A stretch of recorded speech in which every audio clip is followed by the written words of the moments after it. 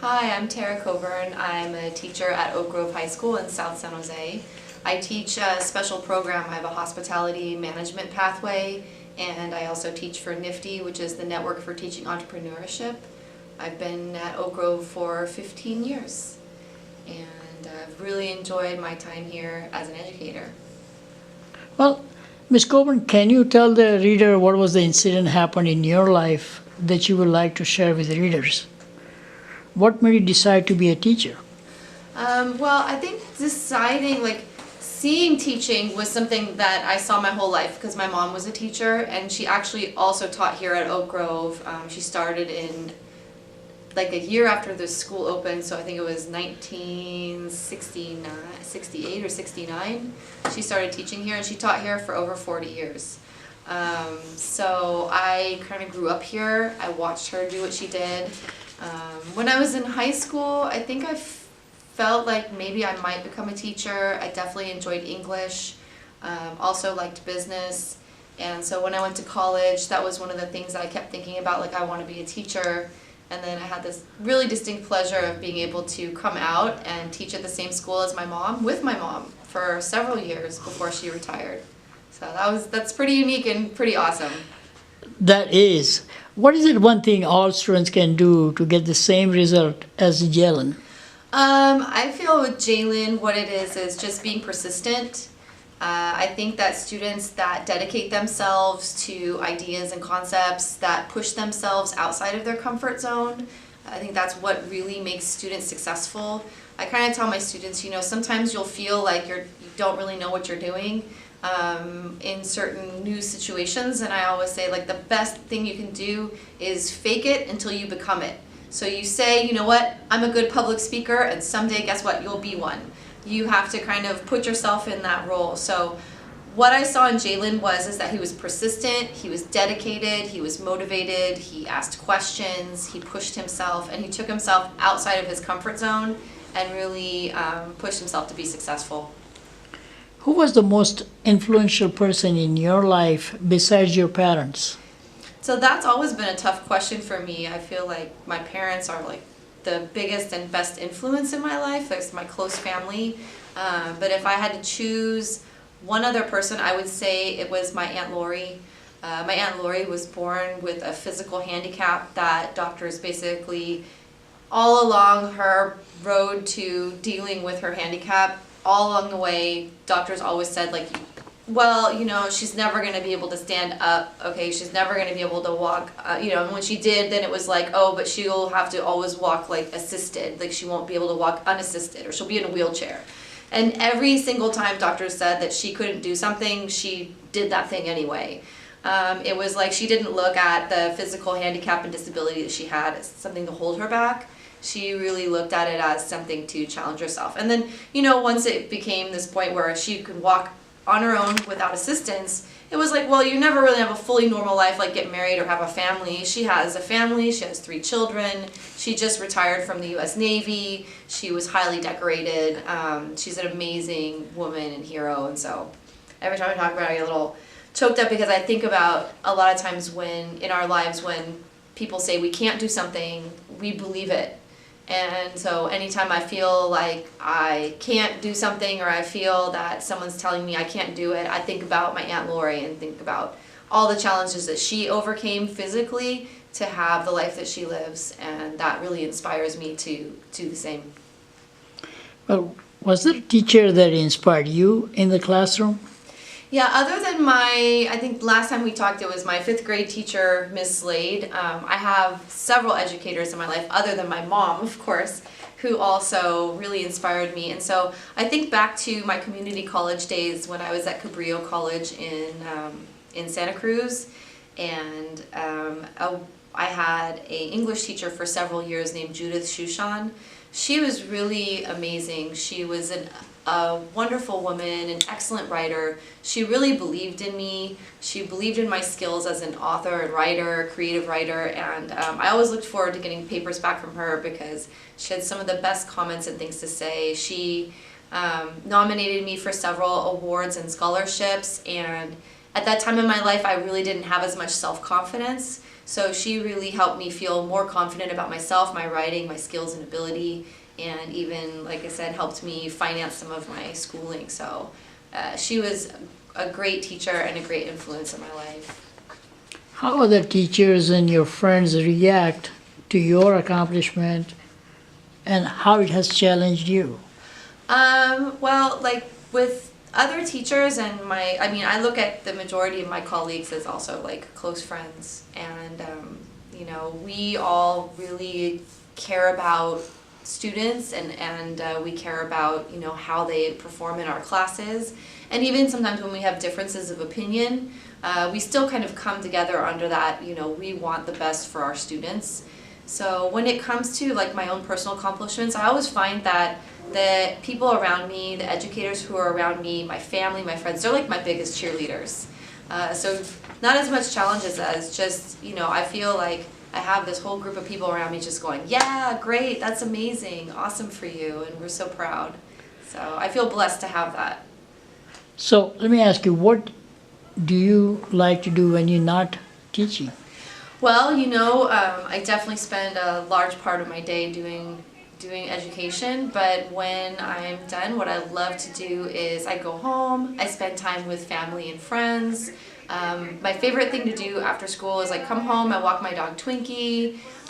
When my partner is here, because we live in two different places, when he's here with me, we enjoy dinner together and sometimes some movies. Weekends, a lot of time is traveling, hiking, doing yoga. Those are all the things I enjoy doing to just relax and decompress, so that when I come back in the classroom, I'm really, 100% focused on giving my best energy to my students. Well, Ms. Coburn, I want to appreciate the school and you. You are second time on our publication, and it kind of inspiring that I hope you inspire other teachers to be like you. Thank you. I know when we spoke earlier that what you do is always like the big goal is to, bring one person up, like make a difference in one person's life, at least one. And I know that you've done that with many more. And it's the same for me. If I can make a difference in at least one student's life, then I've done my job. And I feel like I've probably done my job a little bit more than just for one kid. But that's what keeps me going as well. So thank you, and thank you for having me again. Thank you. So, Ms. Coburn, tell me about this NFTE. What is it stands for, and how did it come about? Well, NIFTY stands for the Network for Teaching Entrepreneurship. It's a program that's out of New York. It was founded in the 80s by a man named Steve Mariotti. And what he did is he was teaching in the Bronx. He was a business person before, and he was teaching in the Bronx to very at-risk students. And he discovered that teaching these concepts like entrepreneurial mindset and like really applied mathematics, students that really didn't like school and didn't really enjoy school were connecting with that. So he just started to do that more, built a curriculum, and now it's a nationwide and actually global curriculum that many teachers have implemented in their classroom. So I've been a NIFTY teacher for over 8 years. I'm a master educator for the Bay Area. And what that means is that I use their program to teach what's called the entrepreneurial mindset. These are skills such as communication, collaboration, comfort with risk, opportunity recognition, critical thinking and problem solving. These are all skills that I feel really confident teaching my students with the curriculum, because those are the things that in industry, no matter what, like Jalen or any of my students choose to do, that's going to make them successful. I really appreciate NIFTY because NIFTY goes into low-income, Title I, low socioeconomic schools and supports their teachers strongly with great curriculum, great experiences for students, and unlike other programs, I really don't have to pay for things like, so when my students win competitions, NIFTY pays for them to go. So, for example, this year, Jalen won our competition for the Bay Area. And he actually got to present in front of Mayor Liccardo in San Jose. And then also, was it at Salesforce was your second Yeah, it was. Yeah, so It he was also San got to Francisco. in San Francisco at Salesforce, and there he won with his idea that he's going to share in just a moment. And from there, he won several $1,000s and then an all expense paid trip for him and his mother to go to New York to then compete nationally with his idea. And although, you know, round one and done, right, at the national competition, I was so proud of him because, you know, he came out, supported our Bay Area, and actually supported one of our other students from Oakland who went all the way to the final stage. So I was very impressed by that. And so again, for me, Nifty is something that I always want to teach because those concepts and what Nifty stands for and does is really what's next and what's best for students in education. So Jaylen, you want to share a little bit about your experience with me in a Nifty classroom, what you developed? Okay, no problem. So I feel like as soon as we started working on Nifty, I feel like pretty much the whole atmosphere of teaching got different and in the best possible way possible. So when we started learning about business ideas and finding out business plans and seeing things that we might enjoy, I think that got me a little bit more interested in education and also into the business world because I think that was the little footstep that brought me into the door. So when we started learning about things that we might be interested in, like for example me, I'm interested in clean energy, so like solar panels, solar energy, kinetic energy, finding ways to use the energy that we have that's almost unlimited compared to things that are soon dying or damaging our environments. So finding out ways to interest, I think, myself, but also the area or the students around me is really beneficial. And I thanks to Nifty, essentially, or also my teacher, Tara Coburn, for teaching us some of these things because it helped connect us in a way to the outside world that we might not get in other classes that other schools have.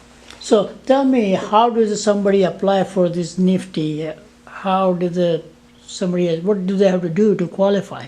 So, like on the student side of things, like really there's no qualifications for being in my program. You really just want to, if you're interested in hospitality management and entrepreneurship and you want in and I have space, I definitely am not looking for, oh, you have to have great grades or a certain behavior. I definitely want students who are motivated or are interested in becoming motivated, but I like to get students too who are really kind of turned off about school in general and may not have the best grades or best, you know, habits. Those students really benefit from being in this classroom environment because they're now able to see like the world a little bit outside of school.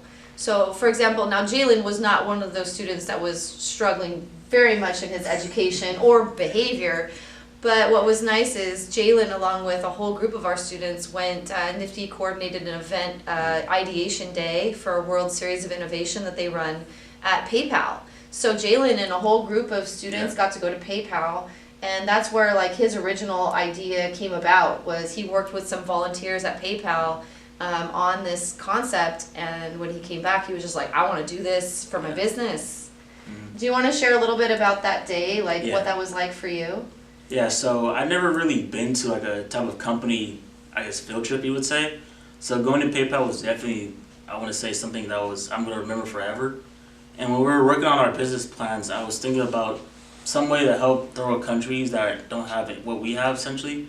So like energy or such as electricity. And it was during the time of the Puerto Rico event when they lost all electricity due to all like the damage that's been happening to like the areas around. So I thought of a solar panel bike, something very simple but yet going to be very unique in a way because it's going to provide clean energy to homes that don't have energy or have to go a certain long distances to get that energy. And when I thought of this idea and we essentially won a competition with the idea, I thought that this is a really great idea that not only can I affect just third world countries but nationwide if I just put this whole idea in your mind that if we use clean energy more often than things that are going to be damaging our environment and causing climate change, I want to figure out ways that we can broadcast that idea and find better ways and bigger ways to use that for essentially bigger and better ideas. Yeah, and I can say, like, or I can ask you, how much did you really know about solar, kinetic, or clean energy before doing this project? So I would say before we joined, I did any Nifty things, I would say I knew essentially a little bit of simple things that a daily person would know, like, oh, solar panels get energy from the sun, and that's pretty much it. And then they go to your house and you get clean energy somehow. You don't gotta pay that much for your PG&E bill, and that's pretty much it. But after learning a little bit, or teaching myself a little bit from the program and also from different forms of clean energy, I started to find out and learn that this is very beneficial. We should learn this and use this way more often than just using it for certain special things, but using it for way more things that's going to be a lot more cleaner and beneficial for our whole lives. Well, I want to thank you both for taking time to explain to the hopefully future students come to your classes. And thank you again for your time. Yeah, I appreciate it. Thank you.